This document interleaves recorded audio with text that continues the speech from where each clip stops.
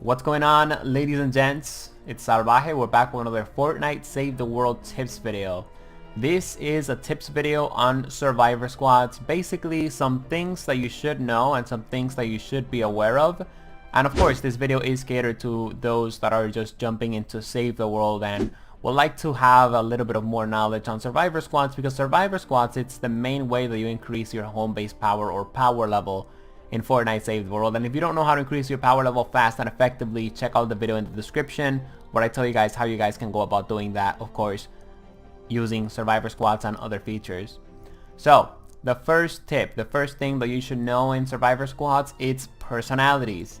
So as you guys can see right here, we have a lead survivor, and then of course we have these regular survivors, and every single survivor has a little logo right here at this exact same spot, and that logo is basically a personality. So this guy right here, he has the curious personality, and then of course we have this guy right here in Fireteam Alpha, he has the dependable personality. And you guys need to understand what this personality is, but most importantly what it does. So if I put a regular survivor in this Fireteam Alpha that also has the same personality that this lead survivor has in Fireteam Alpha, they're gonna get about a 10-point extra bonus, okay? And if this survivor right here has another personality, for example the competitive personality, he's not gonna be at 63 power, he's gonna be like around 53 power or somewhere around there, okay?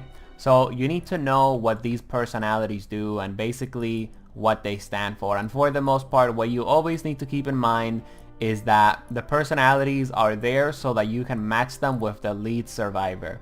And that's another thing that I want to point out, right?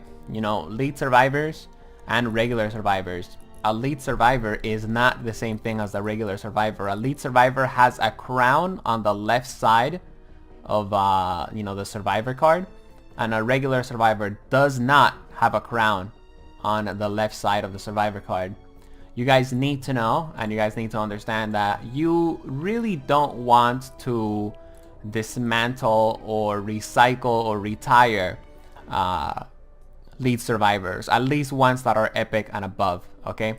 So right here I have an epic survivor for the scouting party, and maybe in the future I want to change the personality of the scouting party to this raindrop here, okay? And that's why lead survivors is something that I don't really dismantle. And another thing that I just want to let you guys know is you should never really you know, have your survivor slots emptied out except for the survivors that you need. In other words, have some extra survivors left over. You never know if you might need one or you might need them. Don't just dismantle all of your survivors or retire all of your survivors just because you want to, okay? And of course, last but not least, another very important thing is the bonuses. So this little logo right here, it's going to be a bonus, okay? Every survivor has a bonus.